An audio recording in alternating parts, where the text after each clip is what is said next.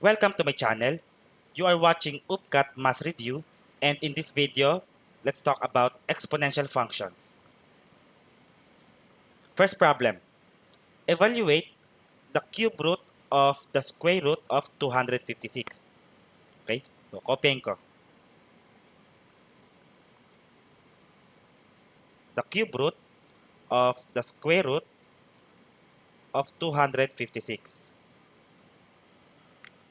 Okay, so ang gagawin natin dyan, pag nag-solve kayo ng ganyan, may multiple radicals, inside muna hanggang sa labas. So it means uunahin natin yung square root of 256. Okay? And we know that the square root of 256 is 16. Okay? So the square root of 256 is 16. Bakit 16? Because 16 squared is equal to 256. Try nyo, 16 times 16. Okay? Kayo na mag-try niyan. Ito makukuha nyo, 256. So, pag kinukuha natin yung inverse, like, ito squared. 16 squared, 256. Kaya, ang square root ng 256 ay 16. Okay? So, substitute. We know that the square root of 256 is 16. Bali yung ating expression, magiging cube root of the square root of 256, which is 16. Now, we are required to find the cube root of 16, and hindi natin yan makukuha kasi 16 is not a perfect cube. Okay? So, ano ba yung mga perfect cubes? 8. Yan, perfect cube yan. 27. So, halimbawa, 2 cube, that's equal to 8. Paano nalaman? 2 times 2 times 2. Tapos, 3 cube, 27. And yung 16 in between ng 8 and 27, which tells us na ito ay hindi perfect cube. Perfect square yan kasi 4 times 4 is 16. Kaya lang wala naman silbi yun kasi ang kailangan dito ay cube root. So instead, ang gagawin natin, i-express natin to as factors, yung 16. Okay? I-express natin siya as factors such that yung isa doon ay perfect cube. Okay? So, cube root of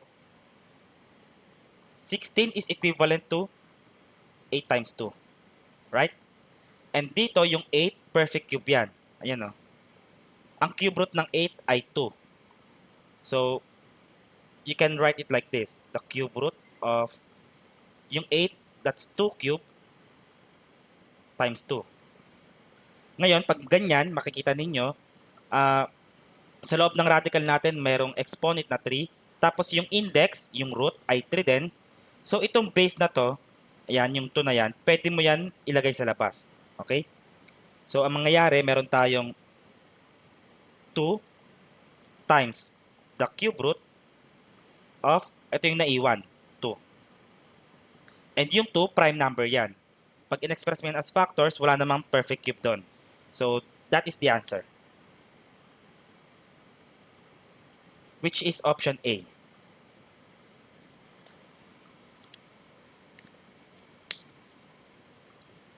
Next, solve for x. The equation is 32 equals 4 raised to x. So, kopyahin ko lang. We have 32 equals 4 raised to x. Ang kailangan natin malaman na value ay yung x, yung ating exponent. Ang idea kasi ng exponential equation, pag nag-solve tayo, kailangan same yung base. So, halimbawa, meron tayong a raised to m is equal to a raised to n. As long as same yung base na a, ibig sabihin yan, you can equate the exponents or the powers. M equals n. Okay? Sa case ng ating problem, sa given, yung ating bases ay magkaiba. 32 at 4. Pero, pwede mo naman yan i-manipulate. Kasi itong 32, equivalent yan kay 2 raised to 6. Okay? Rather 2 raised to 5, sorry. So, 2 raised to 5. Tapos, yung 4, equivalent yan kay 2 squared. 2 squared. And then, naka-raise to kay x. Huwag kakalimutan yan. Okay? And dito, may apply natin yung power of a power property. So, when we say power of a power property, kapag meron kayong a raised to m, yung may inner exponent kayo, tapos may outer exponent pa kayong n. Ito ay equivalent kay a raised to m times n. So, kapag may inner and outer powers, pag-multiply nyo lang. I-apply natin dito. So, it means ito ay 2 raised to 5 equals 2 raised to 2 times x. So, 2x. And anong napansin nyo? Same na yung ating base. Ang ating base ngayon ay 2. So, equate na lang natin yung ating powers. Which becomes 5 equals 2x. Tapos, solve for x. Divide tayo both sides by 2. Cancel na yan. Therefore, ang ating value ng x is equal to 5 over 2. And this is the answer. Which means the answer is option C.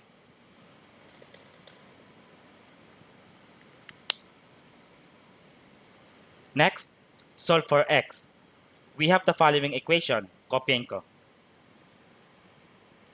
5 raised to 2x minus 2 is equal to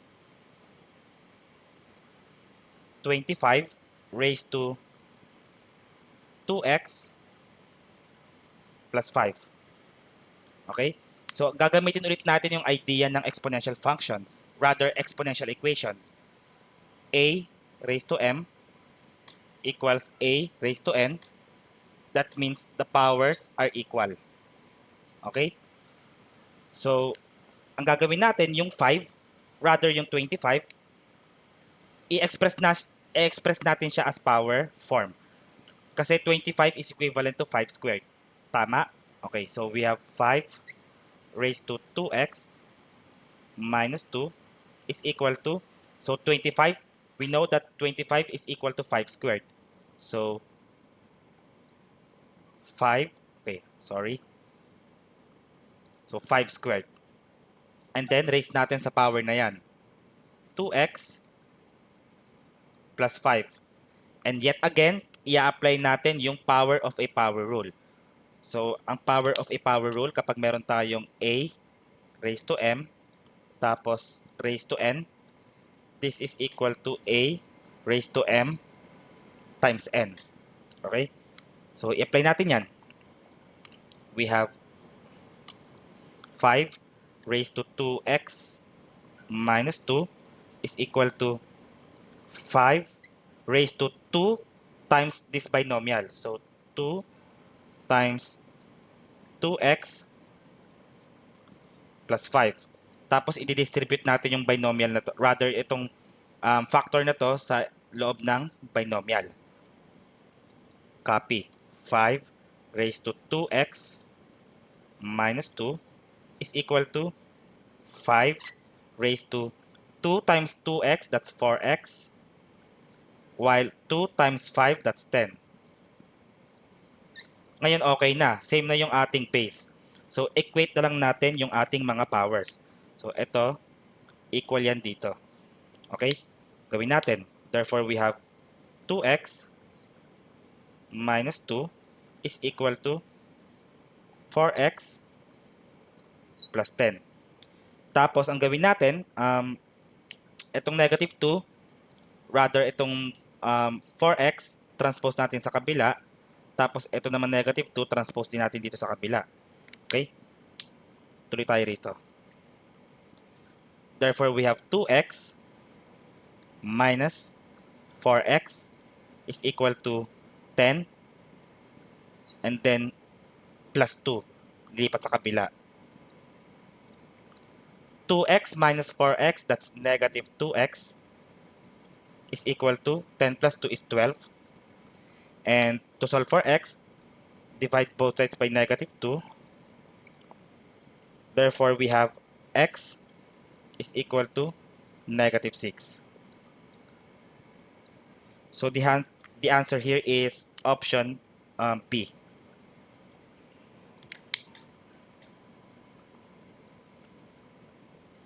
Next, let us solve for x. We have the following equation, kokopyahin ko. So we have 9 raised to the power of 2x plus 1 is equal to 27 raised to the power of x plus 2. Okay, so i-apply pa rin natin itong mga to. Okay? Ganun na ganun pa rin siya. Itong 27, rather itong 9, express natin siya as 3 cube. Rather 3 squared. Okay? So 3 squared and then raised to the power of 2x plus 1 equals, etong 27, ayan yung 3 cube. So 3 times 3 times 3, 27 yon. So 3 cube raised to x plus 2. And again, meron tayong inner exponent, outer exponent. Inner exponent, outer exponent. I-apply natin tong power of a power rule of the exponents. Okay? So we have 3 raised to 2 times this binomial, 2 times 2x plus 1 is equal to 3 raised to 3 times x plus 2. So 3 times x plus 2.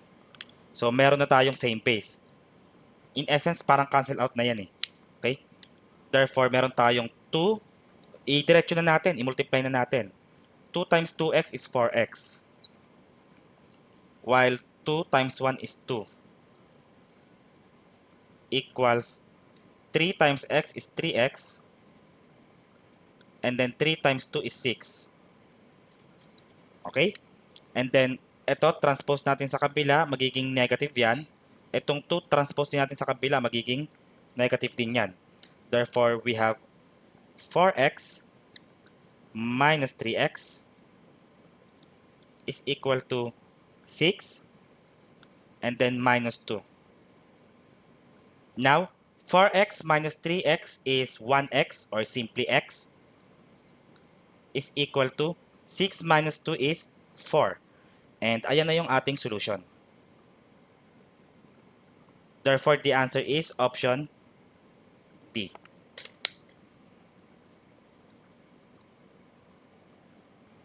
Next, solve for x. Kopyahin ko lang yung equation. Okay, so the equation is 1/2 raised to the power of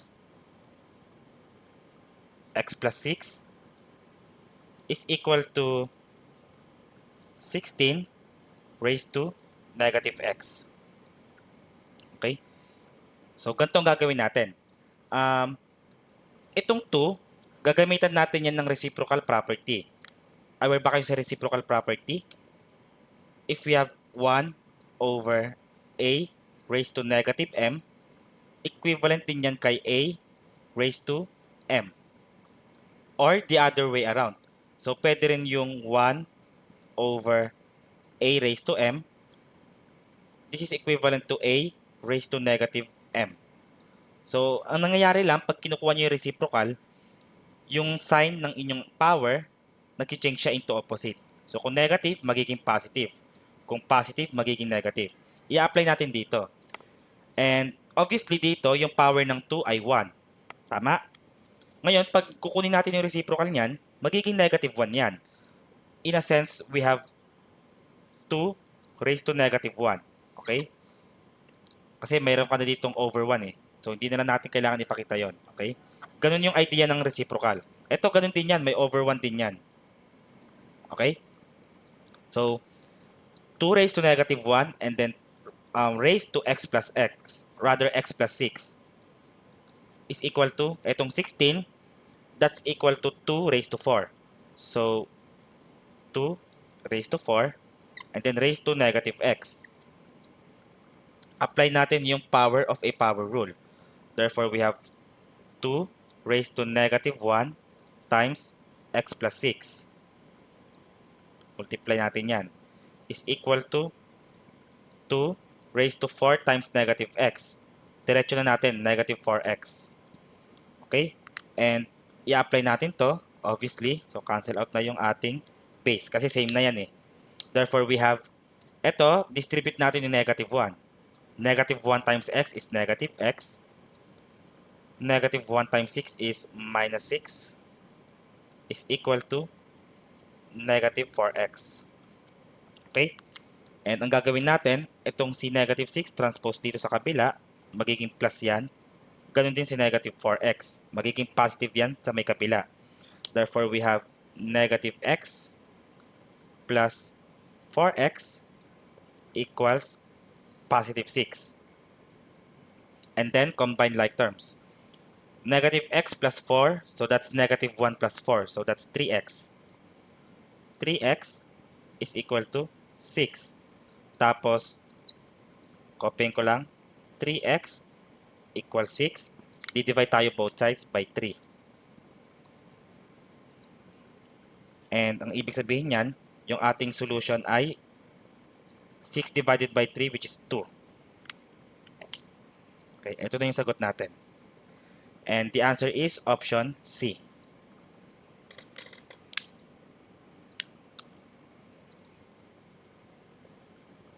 Next, let us solve the following exponential equation. Okay, copyin ko lang yung equation. We have 3 raised to x squared plus 4x is equal to 1 over 27. Okay. First step itong 27, we can express that as 3 cube. Okay? Kasi titignan nyo, may 3 tayo rito. So, ang goal nyo, ma-express nyo to in exponential term, in powered term, tapos yung base ay 3. Okay? So, copy natin. We have 3 raised to x squared plus 4x is equal to 1 over 27 is 3 cube. Okay? Then, i-apply natin yung reciprocal property. Yan. So, positive yan. Kapag kinuha natin yung reciprocal, magiging negative yan, kagaya nito. So, ito ay magiging negative 3. Okay? So, we have, copying ko lang, 3 raised to x squared plus 4x is equal to 3 raised to negative 3. Okay? Next, i-apply natin to yung fundamental identity property ng exponential equation. So, cancel na yung 3, yung base. So, equate na lang natin yung exponents. X squared plus 4x equals negative 3. Tapos, itong negative 3, transpose natin yan sa kabila. Okay? Magiging positive yan.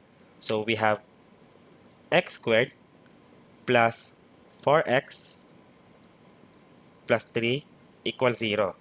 And we are solving here not a linear equation but a quadratic. Now, we have to factor. Okay? Kasi ito ay quadratic equation. And alam nyo naman paano mag-factor ng quadratics. Okay? Kung hindi pa, meron akong videos about dyan. So, panoorin nyo muna. And ang factored form ng quadratic functions ay product ng dalawang binomials. Tapos yung first terms ay x. Okay?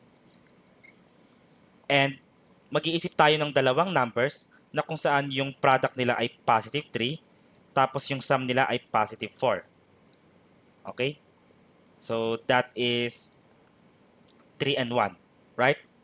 So, positive 3 and positive 1. Kasi 3 times 1 is 3, while 3 plus 1 is 4. Maliwanag? And using zero product property, equate natin bawat factors to 0. X plus 3 equal to 0 and x plus 1 equals 0. So, pag sinolve pa natin yan, yung 3 transpose lang sa kabila, pati itong 1 transpose sa kabila. So, ang solutions natin ay dalawa. Isang negative 3 and yung isa naman, negative 1. Okay? So, box natin. Therefore, the answer is option D.